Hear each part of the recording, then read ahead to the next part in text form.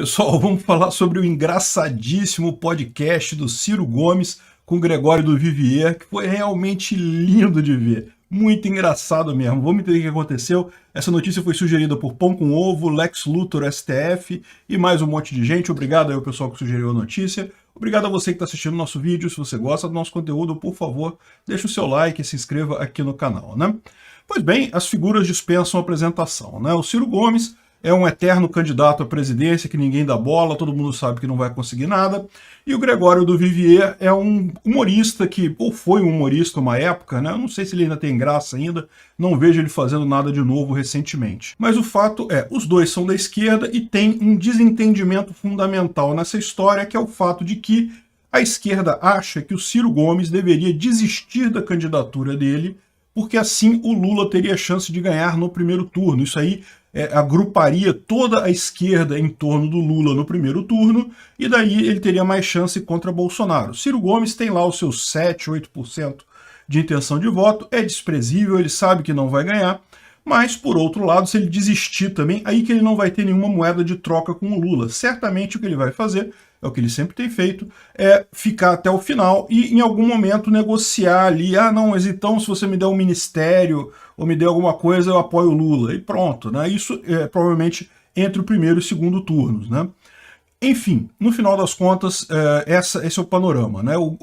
Quando houve aquela fala do Lula comparando o Zelensky, quando, sei lá, criticando o Zelensky lá da guerra da Ucrânia e coisa e tal, o Ciro Gomes criticou essa fala dele, o Gregório do Vivier reclamou, e não sei o que lá, eles tiveram uma discussão no Twitter nessa época, e daí surgiu o convite do Ciro Gomes, tem um podcast do Ciro Gomes, a live do Cirão, pelo visto aqui, e daí ele chamou o Gregório do Vivier. Originalmente estava para a terça-feira passada, acabou acontecendo na sexta-feira, dia 20, ontem, justamente por questão de compromissos de ambas as partes aí, mas foi ótimo, foi divertidíssimo a live, né? Bom, o que se discutiu aqui? Se você olhar o que está escrito aqui na matéria da Veja e na matéria do UOL, né, das mídias esquerdistas, é engraçado. Eles não falam o ponto central da coisa, o ponto que deu mais confusão, que foi o Ciro Gomes lembrando que Lula é um corrupto, porque Lula é um corrupto. E aí o Gregório do Vivier, não, mas ele foi inocentado. E daí o Ciro Gomes falou aquilo que eu já falei também nos meus vídeos, já expliquei isso, qualquer advogado sabe disso. Não, ele não foi inocentado coisa nenhuma.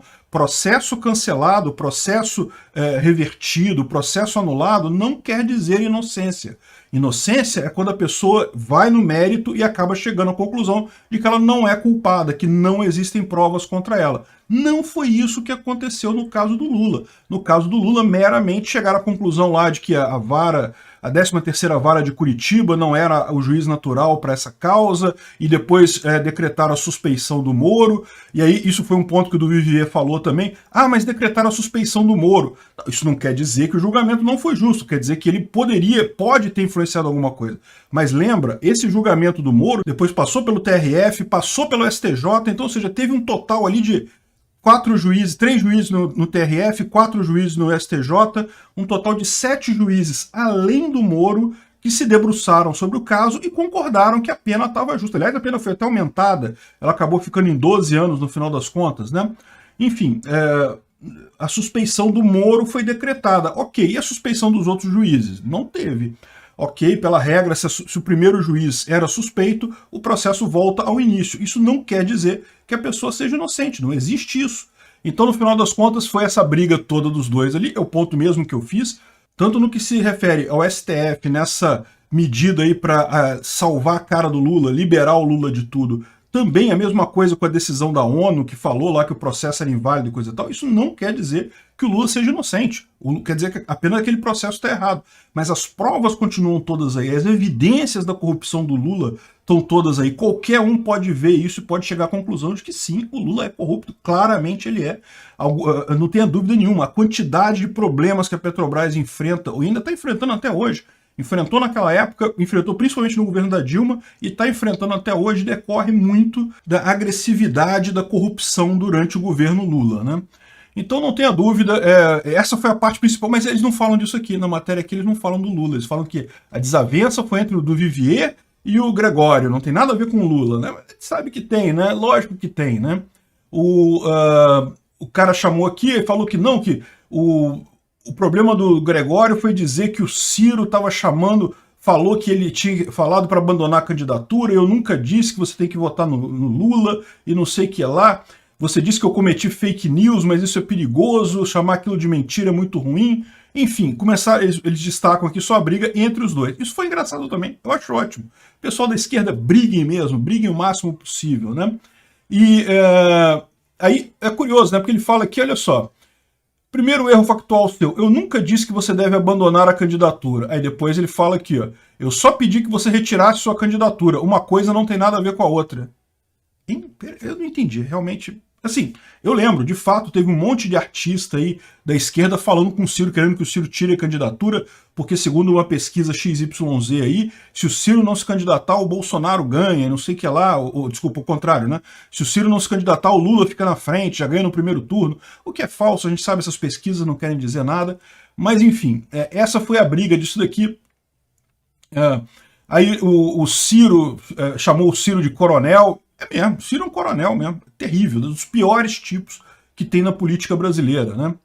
Ah, não sei o que lá, enfim, botaram também o Cabo Daciolo na história, porque o Cabo Daciolo falou que homossexualismo é o mesmo que corrupção. Caramba, o Daciolo também, eu vou te falar um negócio, hein? Esse cara, eu vou te dizer uma coisa. É um candidato, Cabo Daciolo, para quem não conhece, é um candidato meio meme que tem aqui no Brasil.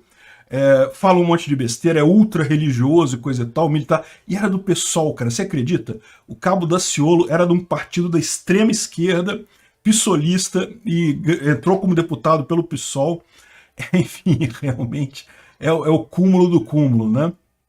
Enfim, tá o pessoal brigando aqui, o Ciro falando que ganha do Bolsonaro, sim, não sei o que lá. O nível desceu mais quando o Ciro propôs que o Gregório fosse debater com o Lula, e o Gregório disse que o Lula não tem tempo para debater com o humorista, ele casou e deve estar transando, não sei o que lá.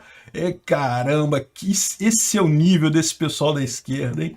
Aqui também choraram a coisa toda, mas a parte mais interessante dessa história toda, as revistas omitiram, que é justamente a questão do Ciro brigando com o Lula. O Ciro sabe que tem que brigar com o Lula. Adianta o Ciro bater no Bolsonaro a essa altura do campeonato? Não adianta. Para o Ciro, na verdade, é bom que o Bolsonaro cresça no primeiro momento. Por quê? Porque isso tira voto do Lula. O Lula começa a ficar mais desidratado, começa a aparecer com menos chance. E aí o pessoal começa a olhar, peraí, mas se o Lula não vai, quem é que pode ir no lugar do Lula? E isso você pode ter certeza que muita gente vai fazer essa pergunta, muita gente na esquerda vai se fazer essa pergunta nos próximos meses.